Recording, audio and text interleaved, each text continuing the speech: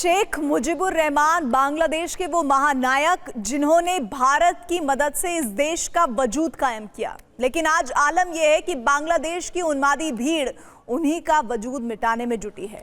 शेख हसीना के सत्ता और देश छोड़ने के बाद बांग्लादेश में लोकतंत्र की हत्या के बाद कैसे भीड़ तंत्र हावी हो गया है, कैसे ढाका के कोने कोने में शेख मुजीब की मूर्तियां ढाई जा रही है। देखिए हमारी रिपोर्ट। बांग्लादेश में शेख हसीना सरकार के विरोध में भीड़ इतनी अंधी हो गई कि अपने राष्ट्रपिता को भी नहीं बख्शा।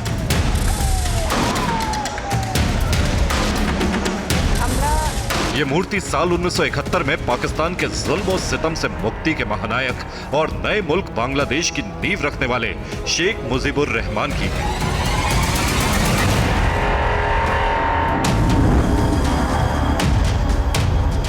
जिनकी बेटी और पिछले 15 साल से लगातार यहां की प्रधानमंत्री रही शेख हसीना के खिलाफ विद्रोह की ऐसी आग सुलगी कि उनकी कुर्सी तक भीड़ चढ़ गई। आंदोलन का ऐसा ज्वालामुखी फटा कि शेख हसीना को आनन फानन में देश छोड़कर निकलना पड़ा। आखिर ऐसा क्यों हुआ जो शेख हसीना को सत्ता ही नहीं बल्कि देश से भी रुखसत होना पड़ा? आपको बताएंगे। अभी आप दुनिया के नक्शे पर आजाद बांग्लादेश की बुनियाद रखने वाले शेख मुजीबुर रहमान की प्रतिमा से इस बांग्लादेशी का सलूक देखिए।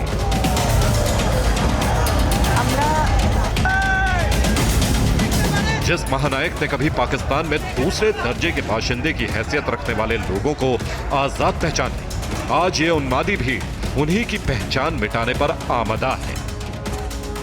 आलम यह है कि किसी मूर्ति को हथौड़े से तोड़ा गया तो कहीं बुलडोजर से आदमकद प्रतिमा गिराई।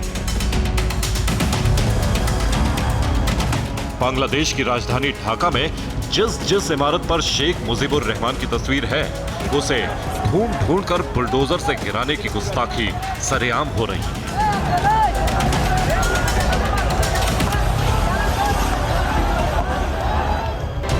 वैसे सच ये भी है कि जिस बांग्लादेश में आज शेख मुजीबुर रहमान की बेजान मूर्तियों से बदसलूकी हो रही है, उन्हें उन्हीं के मुल्क में गोलियों से भून दिया गया।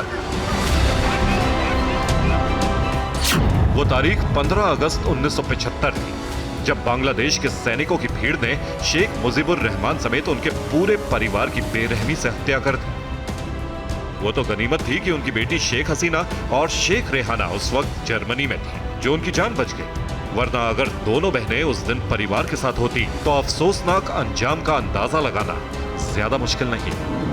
शेख हसीना ने उस खौफनाक दास्तां को करीब 2 साल पहले जब सुनाया तो हर किसी के रोंगटे खड़े हो गए। 15th August in the morning we heard this news but we couldn't believe it. It was really unbelievable that any Bengali could do it. And still we didn't know what really happened. Only there was a coup, and then we heard that my father was assassinated, but we didn't know that all the family members were, they were assassinated. But that time, Mrs. Gandhi immediately sent information that she want to give us security and shelter. जिस नेता ने बांग्लादेश को आजादी दी उसकी सेना ने उन्हें ऐसा सिला दिया जो इस मुल्क के दामन पर कभी ना मिटने वाले बदनुमा दाग की तरह है।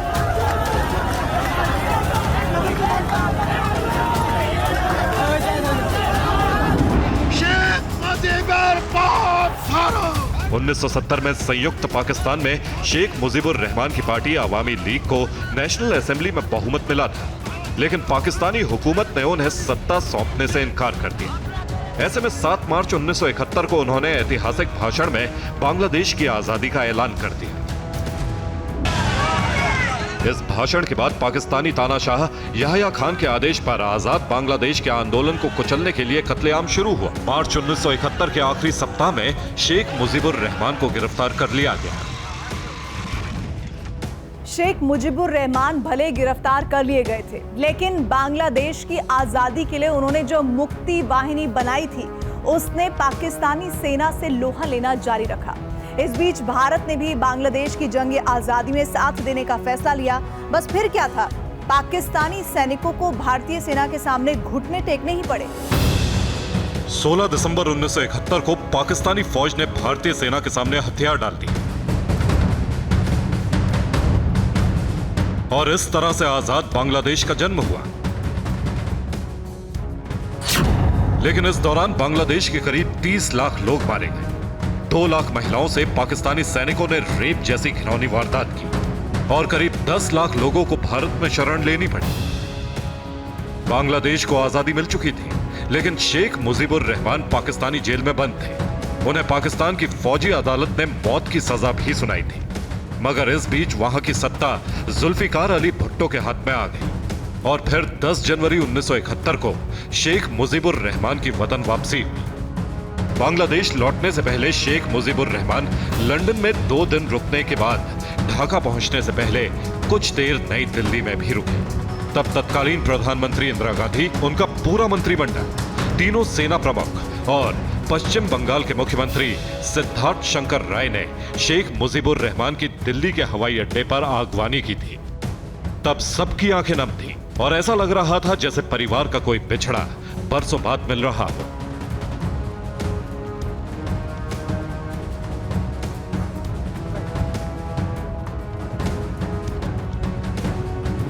सेना के कैंटोनमेंट के मैदान पर शेख मुजीबुर रहमान ने एक जनसभा में बांग्लादेश के स्वाधीनता संग्राम में मदद करने के लिए भारत का शुक्रिया अदा किया। मुजीब ने अपना भाषण अंग्रेजी में शुरू किया, लेकिन तभी मंच पर मौजूद इंदिरा गांधी ने उनसे अनुरोध किया कि वो बांग्ला में भाषण दें।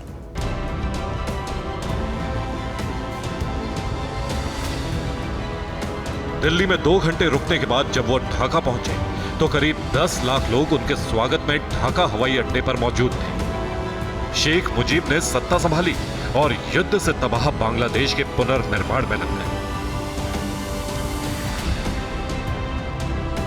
लेकिन 1975 आते आते चीजें उनके हाथ से निकलने लगी। भ्रष्टाचार बढ़ने लगा और भाई भतीजावाद को शह मिलने लगी। लोगों के साथ साथ सेना में भी असंतोष बढ़ने लगा। 15 अगस्त 1975 की सुबह सेना के कुछ जूनियर अफसरों ने शेख मुजीब के 32 घनमंडी स्थित आवास पर हमला बोल दिया और फिर जो भी दिखा सबको मौत के घाट उतार दिया गया।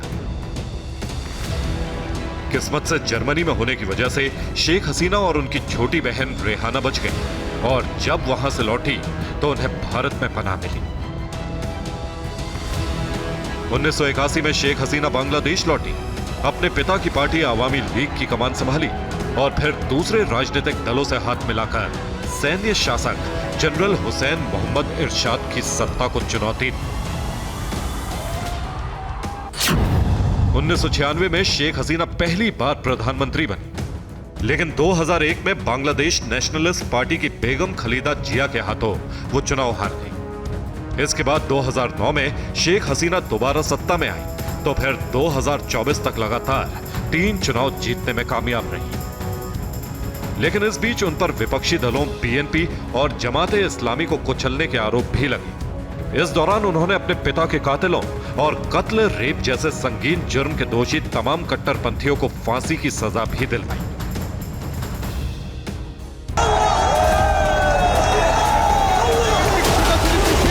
दो 2024 के चुनाव में जीत के बाद शेख हसीना आरक्षण नीति को लेकर विरोधियों के निशाने पर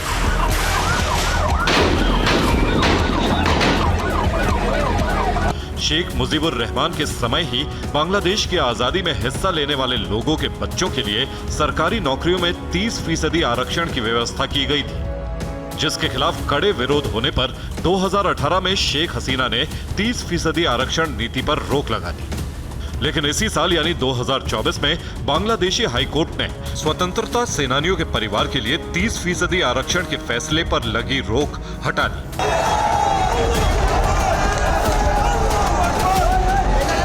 इसके बाद तो जैसे बांग्लादेश में आग लग गई और आग में घी का काम शेख हसीना के उस बयान ने किया जिसमें उन्होंने आरक्षण विरोधी प्रदर्शनकारियों की तुलना राजकारों यानी बांग्लादेश की आजादी के आंदोलन में पाकिस्तान की सेना का साथ देने वालों से कर दी।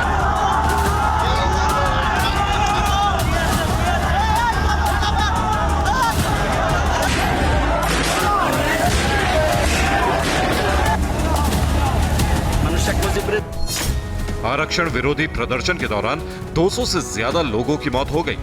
10,000 से ज्यादा छात्र छात्राओं को हिरासत में लिया गया। बाद में सुप्रीम कोर्ट ने आरक्षण व्यवस्था रद्द कर दी तो आंदोलन थोड़ा ठंडा हुआ, लेकिन फिर नया आंदोलन शेख हसीना की सत्ता के खिलाफ शुरू हुआ, जो बेहद उग्र हो गया।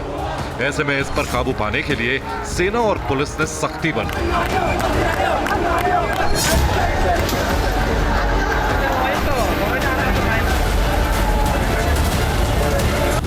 तो एक ही दिन में 4 अगस्त को 300 से ज्यादा लोगों की जान चली गई।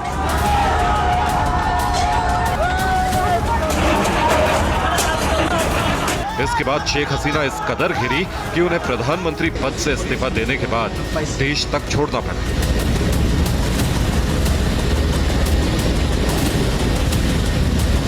ने अंतरिम सरकार बनाने का ऐलान किया है। ऐसे में साफ है कि लंबे समय बाद बांग्लादेश की सत्ता एक बार फिर फौज के हाथ में जाती दिख रही। दावा मुल्क में अमन बहाली का है, लेकिन हो क्या रहा है ये दुनिया के सामने है। जिस नेता ने बांग्लादेश को आजादी दिलवाई, उन्हीं की मूर्तियां जमींदोज की जा रही हैं। 1975 में जिनकी हत्या की गई, अब 49 साल बाद उनकी यादें मिटाने की कोशिश हो रही है।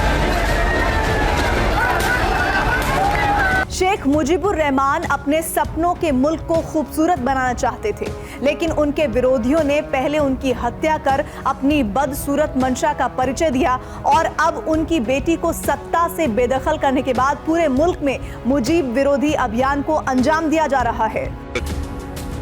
अब सवाल ये कि जिस शेख मुजीबुर रहमान ने बांग्लादेश को पाकिस्तान से आजाद कराया, जिन्हें बांग्लादेश में राष्ट्रपिता का रुतबा हासिल है, उनके बेजान वजूद को भी मिटाने की वजह क्या हो सकती है?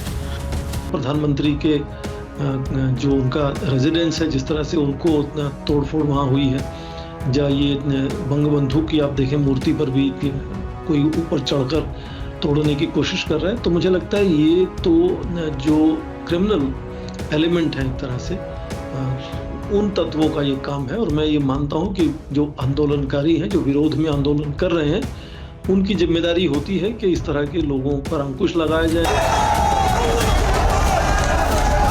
1975 के सैन्य तख्तापलट में शेख मुजीबुर रहमान के पूरे परिवार के साथ हत्या कर दी गई।